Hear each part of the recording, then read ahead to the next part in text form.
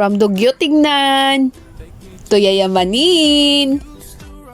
Yes mga mima ko, mayaman na nga yan para sa akin dahil kahit maliit na bagay, malaking achievement na yan. Di ko nga akalain na mapapaganda ko pa pala na akala ko maganda na. 1 year na kasi mula nung nilagyan ko ng wallpapers yan mga pader namin at yung tiles. Kita nyo naman kung gaano pa rin kadikit at katibay yung mga yan.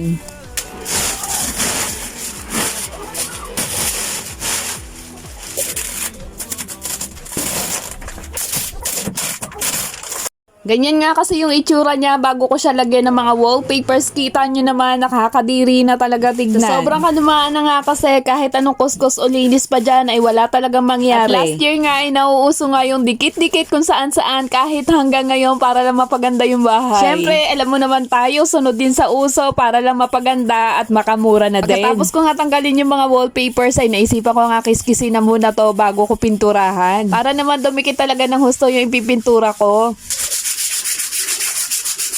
At pinunasan ko na nga rin yan pagkatapos ko mag-kiss-kiss gamit itong Joyboss Spin Mop M16 Spinner. Buti na lang talaga meron akong ganitong klaseng mop para hindi na nga ako mahirapan pa magpunas. Dahil 360 rotating cleaner with turbo flashing bucket nga pala yan. Habang pinapatuyo ko nga yung pader ay nilinis ko na nga rin yung gamit namin dito sa CR. Natutuwa din naman ako sa kortina na yan dahil dikit na dikit pa din talaga siya kahit 3M nga lang yung ginamit ko. At ibay din naman talaga ng 3M mga mima ko dahil ayaw ko nga magbutas ng pader. Mas gugustuhin ko na lang magdikit ng ganyan. Pinatanggal ko na nga rin sa asawa ko yung ginawa niya DIY organizer sa CR namin dahil meron nga akong balak gawin dyan. Inumpisahan ko na nga magpintura gamit itong si Davis Mega Acrylic Gloss nung natuyo na yung pader. Salamat dun sa lodi ko na napagtanungan ko nga tungkol sa pintura dahil mahilig din talaga sila mag-DIY. Maganda din pala talaga to si Davis mga mima ko dahil unang coat pa nga lang ay kita nyo ang ganda na ng lapat niya, natabunan na agad yung pintura.